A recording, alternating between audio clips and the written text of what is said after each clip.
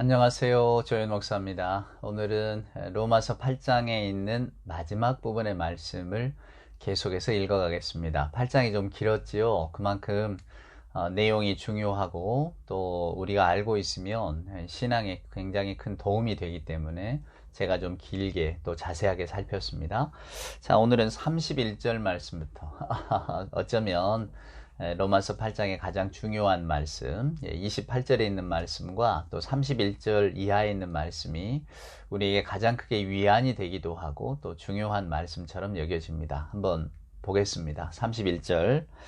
그런즉 이 일에 대하여 우리가 무슨 말을 하리요? 만일 하나님이 우리를 위하시면 누가 우리를 대적하리요? 자기 아들을 아끼지 아니하시고 우리 모든 사람을 위하여 내주신 이가 어찌 그 아들과 함께 모든 것을 우리에게 주시지 아니하겠느냐? 누가 능히 하나님께서 택하신 자들을 고발하리요? 의롭다 하신 이는 하나님이시니 누가 정죄하리요? 죽으실 뿐 아니라 다시 살아나신 이는 그리스도 예수시니 그는 하나님 우편에 계신 자요 우리를 위하여 간구하시는 자시니라. 누가 우리를 그리스도의 사랑에서 끊으리요? 환난이나 곤고나 박해나 기근이나 적신이나 위험이나 칼이랴. 기록된 바 우리가 종일 주를 위하여 죽임을 당하게 되며 도살당할 양같이 여김을 받았나이다 함과 같으니라. 그러나 이 모든 일에 우리를 사랑하시는 이로 말미암아 우리가 넉넉히 이기느니라. 내가 확신하노니 사망이나 생명이나 천사들이나 권세자들이나 현재일이나 장래일이나 능력이나 높음이나 깊음이나 다른 어떤 피조물이라도 우리를 우리 주 그리스도 예수 안에 있는 하나님의 사랑에서 끊을 수 없으리라. 아멘. 제가 좀 빨리 읽었습니다만은 얼마나 놀라운 구절인지 모르겠습니다. 여러분, 바울은 8장 28절에서 이런 말을 합니다. 우리가 알거니와 하나님을 사랑하는 자, 곧 그의 뜻대로 부르심을 입은 자들에게는 모든 것이 합력하여 선을 이룬다. 한 번 더 첨언을 하자면 모든 것이 합력하여 선을 이룬다고 하는 그 말씀은 하나님께서 모든 것을 선하게 만들어 가신다는 겁니다. 그러니까 삶의 이니셔티브를 하나님이 쥐고 계신다는 거예요.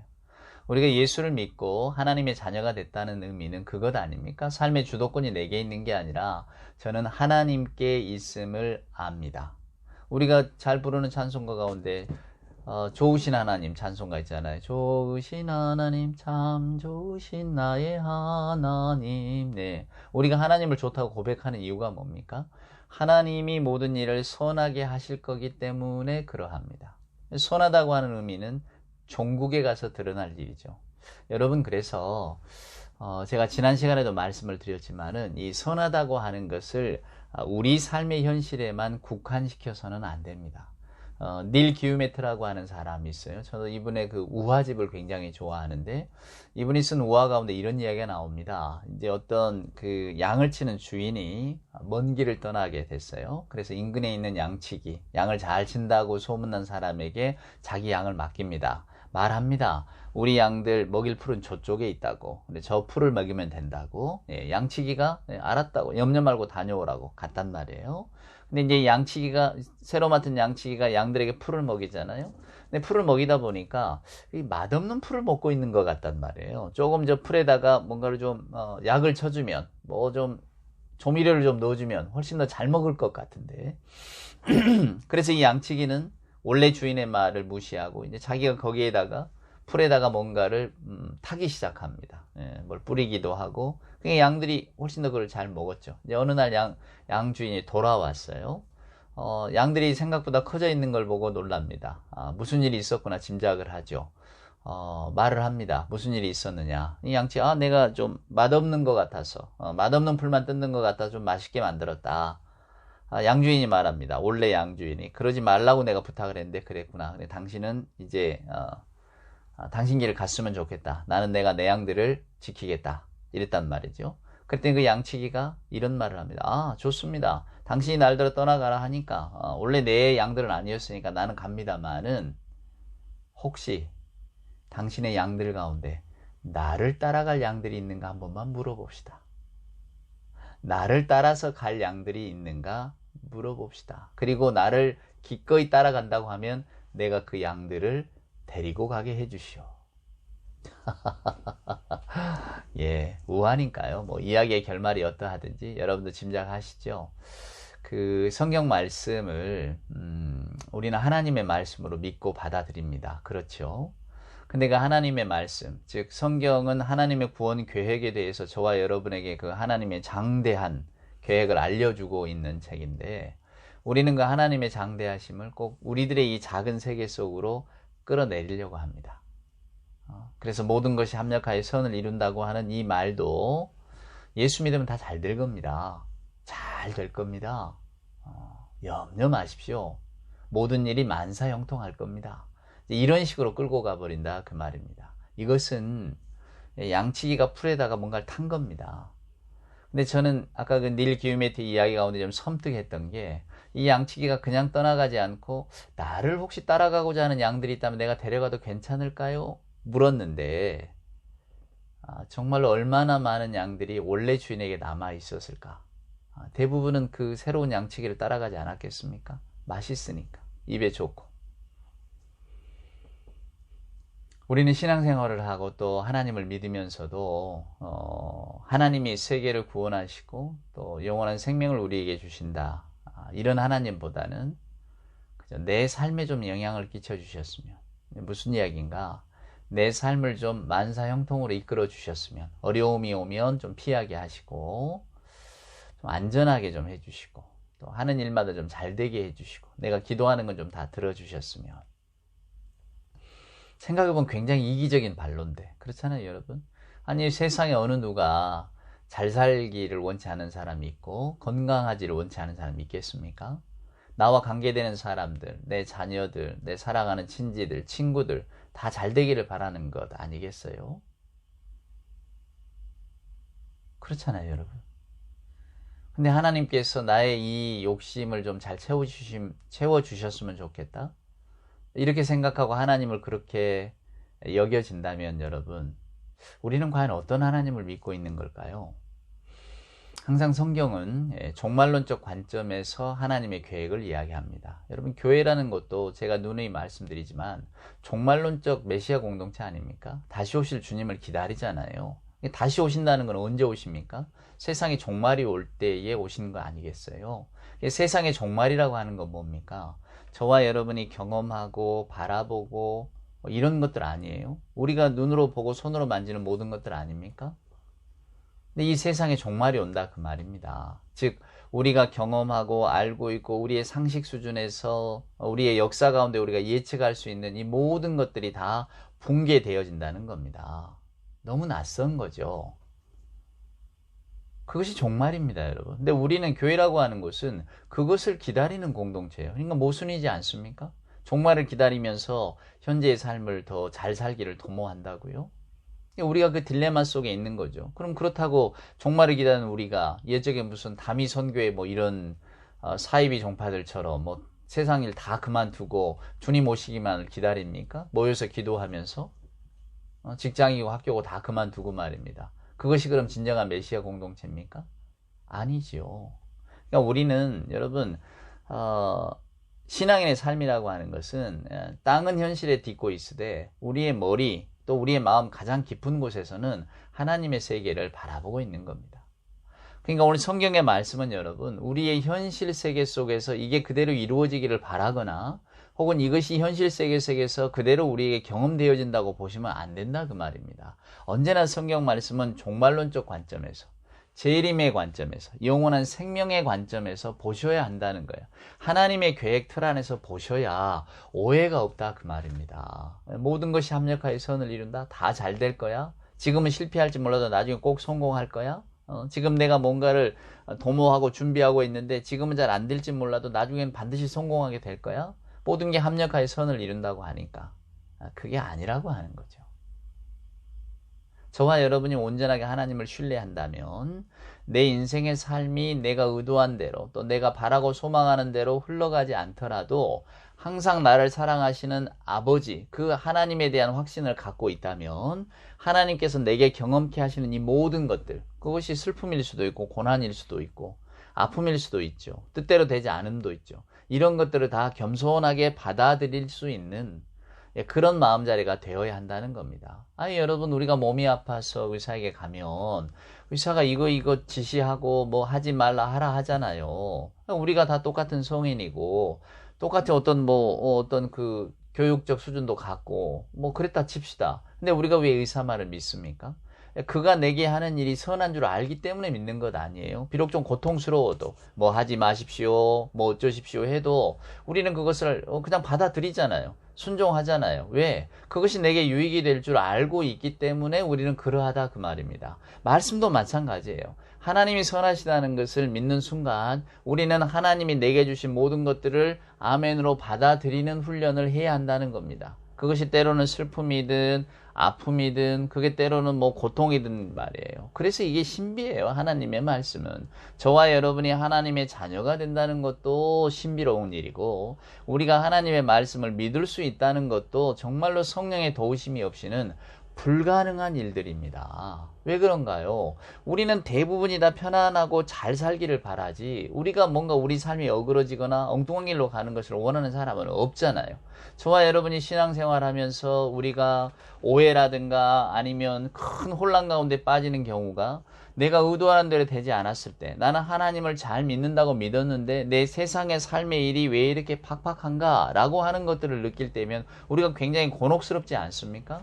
누구에게 하나님을 믿으라고 말하기도 어렵고 그렇잖아요. 하나님이 이런 분이라고 증거하기도 어렵고 이 딜레마를 여러분은 어떻게 극복하겠습니까? 내가 잘 되어져야만 하나님을 광고할 것 같은데 잘 되어지지 않으니 이 하나님을 어떻게 전할 것인가?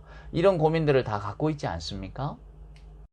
그런데 그 고민들 가운데 진짜 고민하다가 엉뚱한 길로 간단 말이에요. 예. 그냥 가짜 목자가 뭐 풀에다가 뭔가를 타서 맛있었지 이제 나 따라가자 따라가 버린단 말입니다. 결국은 진리가 아닌 거죠. 그래서 사도 바울은 저와 여러분에게 우리 하나님 아버지가 모든 것을 가장 잘 아신다라고 하는 것을 가르쳐 주고 있는 거예요. 하나님이 우리를 불러주셨을 때는 하나님의 계획이 있으시다 그 말입니다. 근데 하나님께서 우리를 불러주신 그 계획이 뭐냐? 그것은 우리를 구원하시고자 하는 계획이다. 그러니 세상의 그 어떤 것도 우리를 하나님의 구원 계획에서 이탈시킬 수 있는 것은 없다라고 하는 겁니다. 내가 세상의 일이 절망스럽고 또 혹은 내 주변의 일들이 선하게 흘러가지 않을 때, 내 마음에 합하게 흘러가지 않을 때, 또 내가 정말로 열심히 살았는데 또 뭔가를 목표하고 살았는데 그 모든 것이 어그러질 때에 우리가 그런 의문을 가질 수 있잖아요. 아, 하나님이 나를 버리셨는가? 도대체 내 삶은 뭔가? 그러나 오늘 말씀은 사도 바울은 그럼에도 불구하고 여러분 좌절하거나 낭망하지 말라는 겁니다. 불신앙 속으로 빠져들지 말라는 거예요. 왜? 하나님의 사랑은 결국은 우리를 선하게 인도하시니까. 하나님의 구원 계획 속에서 우리들은 만들어져 갈 뿐이니까 구원의 어떤 존재를 위해서 하나님이 이거 필요하다고 생각하셔서 만들어 가시니까 지금의 기쁜 일, 지금의 나쁜 일, 지금의 뭐 힘든 일, 괴로운 일, 잘 되는 일, 잘 안 되는 일, 이 모든 것들을 하나님께서 조화롭게 빚어 가시는 거니까 우리는 죽음과 또 부활의 경험을 통해서 결국은 하나님의 자녀임을 확신하게 될 것이니까 우리가 결국은 영화롭게 될 것이니까 여러분 너무 염려하지 마세요. 지금 그 이야기를 하고자 하는 겁니다. 그러니까 선을 이루어가는 것은 내가 아니라 하나님이라는 거죠. 그러니까 내 삶을 내 방식대로 내 의도대로 또 내 뜻대로 잘 이루어지지 않는다고 해서 하나님께서 우리를 버리시는 것이냐? 아니라고 하는 겁니다. 그래서 바울이 오늘 31절 이후로도 길게 설명하고 있는 거예요. 아니 하나님께서 택하신 자들을 누가 고발하겠냐? 하나님이 의롭다 하신 사람들을 누가 정죄하겠냐? 그렇지 않다 그 말이에요. 그래서 여러분 35절에 보면 누가 그리스도의 사랑에서 우리를 끊으리요? 그리스도의 사랑이 뭡니까? 하나님의 은혜잖아요. 하나님의 은혜가 그리스도의 사랑으로 나타난 거잖아요. 그러니까 환난이나 곤고나 박해나 기근이나 적신이나 위협이나 칼이냐? 아무것도 우리를 하나님의 사랑에서 끊어낼 수 없다는 겁니다. 하나님의 사랑은 동아줄이다 그 말이에요. 그래서 바울은 다시 한번 명토박듯 이야기합니다. 내가 확신하노니 사망이나 생명이나 천사들이나 권세자나 현재일이나 장래일이나 능력이나 높음이나 깊음이나 다른 어떤 피조물이라도 우리를 우리 주 그리스도 예수 안에 있는 하나님의 사랑에서 끊을 수가 없다고 말해요. 하나님의 사랑은 분명하고 영원하다는 겁니다. 그러니까 오늘 이 로마서 8장의 모든 것들이 저와 여러분에게 향해 있는 거죠. 하나님의 사랑은 우리를 향해 있다고. 그러니까 여러분 지금 고통받고 염려받아도 염려 속에 있어도 근심하지 말라고. 종국에는 하나님께서 이 모든 것들을 빚어서 우리에게 선하게 만들어 가실 거니까. 여러분, 로마서의 이 말씀이 희망 고문입니까? 나중에는 잘 될 거야, 이렇게 말하는 건 그런 겁니까? 그러니까 지금을 잘 참고 견디라고?